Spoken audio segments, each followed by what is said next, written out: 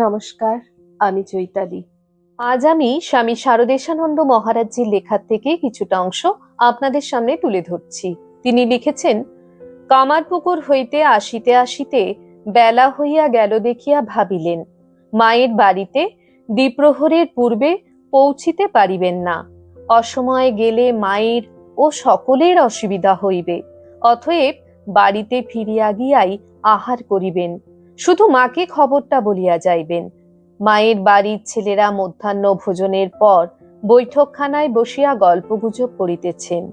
মা মেয়েদের লইয়া খাইতে বসিয়াছেন। এমন সময় প্রবোধবাবু চুপি চুপি আসিয়া বৈঠকখানায় প্রবেশ করিয়া দরজা ভেজাইয়া বসিলেন। পান চিবাইতে চিবাইতে বলিলেন, আপনারা আমার খাওয়ার জন্য কিছু ভাববেন না। আমি ঘরে গিয়ে খাবো। সেখানে বিশেষ জরুরি কাজ আছে। এখনই চলে যাব। শুধু মাকে প্রণাম করে বলে যাব যে কামারপুকুরের খবর খুব ভালো, লাহাদের সঙ্গে কথাবার্তা প্রায় পাকা হয়ে গিয়েছে। প্রবোধবাবু অতি বুদ্ধিমান ও বিচক্ষণ ব্যক্তি। খবর লইয়া যখন শুনিলেন যে মা আহারে বসিয়াছেন, তখন একটু তামাকের বন্দোবস্ত করিতে বলিলেন। মার আহার শেষ না হওয়া পর্যন্ত তিনি অপেক্ষা করিবেন।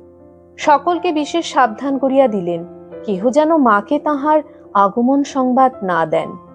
তাহা হইলে মা ব্যস্ত হইয়া নিজের আহার ত্যাগ করিয়া তাহাকে খাওয়াইবেন। তিনি বেলা হইবে ভাবিয়া পূর্বেই পেট ভরে জল খাবার খাইয়া আসিয়াছেন। এখনো পান মুখে রহিয়াছে। দেখাইয়া সকলকে নিশ্চিন্ত করিলেন। প্রবোধবাবুর তামাকের প্রীতি সকলের জানা। ভালোভাবে তামাকের ব্যবস্থা হইল। তিনি একটি মোড়াতে বসিয়া আরামে তামাকে টান দিয়াছেন। অমনি বাড়ির ভেতর হইতে মায়ের ডাক শোনা গেল, বাবা, প্রবোধকে ভিতরে পাঠিয়ে দাও, পাতে ভাত দেওয়া হয়েছে, হাত মুখ ধুয়ে এসে খেতে বলো। প্রবোধবাবু তাড়াতাড়ি কলকের আগুন ফেলিয়া দিয়া হাসি মুখে বলিলেন, পরে এসে ভালো করে তামাক খাবো। মা কি করে টের পেলেন আমি এসেছি? বোধহয় আমাদের কথাবার্তা কানে গিয়েছে।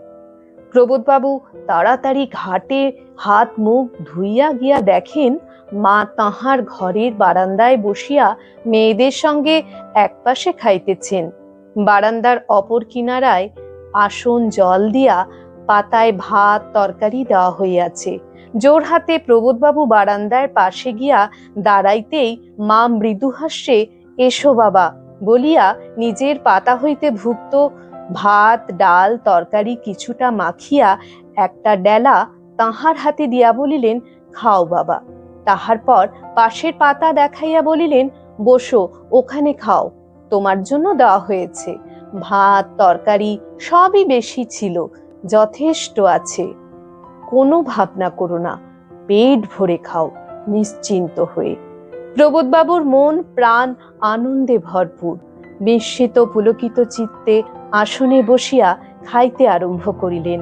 মাও ছেলেদের সঙ্গে কথা বলিতে বলিতে একটু একটু মুখে দিতেছেন। ছেলেও মায়ের সামনে বসিয়া মায়ের সঙ্গে কথা বলিতে বলিতে আনন্দে খাইতেছেন। আজ আমি আম মোরলা মাছের চচ্চড়ি বানিয়ে ঠাকুরমা স্বামীজিকে নিবেদন করলাম। আপনাদের মূল্যবান মতামত নিশ্চয়ই লিখে জানাবেন। সবাই ভালো থাকবেন, সুস্থ থাকবেন। জয় ঠাকুর, জয় মা, জয় স্বামীজি।